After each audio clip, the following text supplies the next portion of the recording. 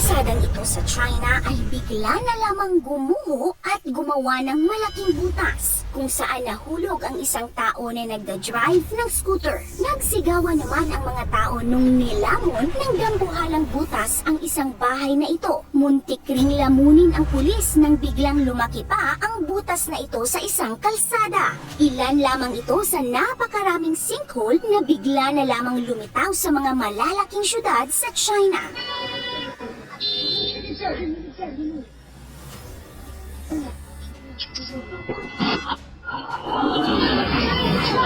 Nabulabog at natakot rin ang mga residente sa isang lugar nang isang gabi ay may narinig silang napakalakas na pagsabog. Ang lupa pala ay pumutok at nabiyak kahit wala namang lindol. Ang mga building ay nabiyak din at tumagilid. Maraming residente ang lumikas at ang iba ay piniling sa kalsada na lamang matulog sa takot na baka gumuho ang gusali. Nakakalungkot isipin na ang bahay na ilang taong pinaghirapan ng mga residente sa isang iglap ay hindi na nila matirhan. Grabe din ang baha sa China. Makikita ang halos umapaw na ang baha sa kinatatayuan ng tao habang inaanod ang sasakyan. At ito pa, marami ding naanod na sasakyan. Pinagtulungan hilahin naman ng mga tao ang sasakyang ito para hindi mahulog sa butas. Ang lahat ng ito ay nangyayari sa China dahil ang kanilang bansa ay lumulubog. Ayon sa Reuters, halos kalahati ng mga malalaking syudad sa bansa ay unti-unti nang lumulubog. Isa na dito ang Shanghai. Mula noong 1920s hanggang 2023 ay lumubog daw ang Shanghai ng mahigit 3 meters ayon sa BBC. At mahigit 270 million katao ang nakatira sa mga lumulubog na mga lugar sa China.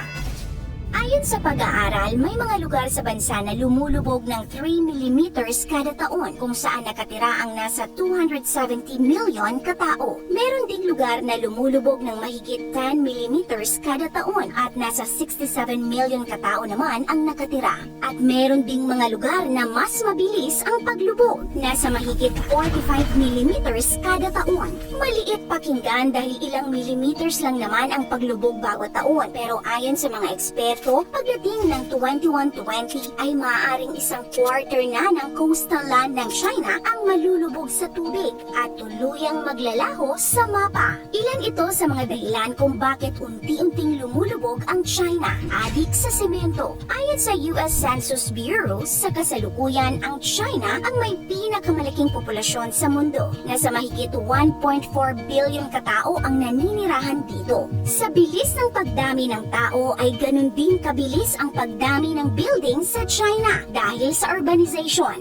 Ayon sa isang survey noong 2023, ang China ay meron ng halos 600 million buildings. At ang mga buildings na ito ay gawa sa concrete. At alam nyo ba, ang bansang China ang nangunguna sa may pinakamaraming napuproduce na semento sa mundo at ine-export pa nila ito. Sa katunayan, noong 2020, 2.4 billion tons ng semento ang nagamit ng China, 23 times na mas mataas kumpara sa US. Dahil daw sa sobrang daming concrete buildings sa bansa ay nabibigatan na ang kanilang lupa. Kaya maraming syudad ang unti-unting lumulubog. Maraming butas sa lupa ang nagsilabasan at nabibiyak ang mga lupa. Tulad ng nangyari sa munisipalidad ng Tianjin noong 2023. Nasa mahigit 3,000 katao ang pinalikas mula sa mga buildings sa takot na ito'y gumuho dahil nagkaroon din ng cracks ang mga ito. Dahil rin sa simentadong mga daan ay hindi agad nasisipsip ng lupa ang tubig ulan, kaya nagkakaroon ng flash flood sa ilang syudad sa bansa.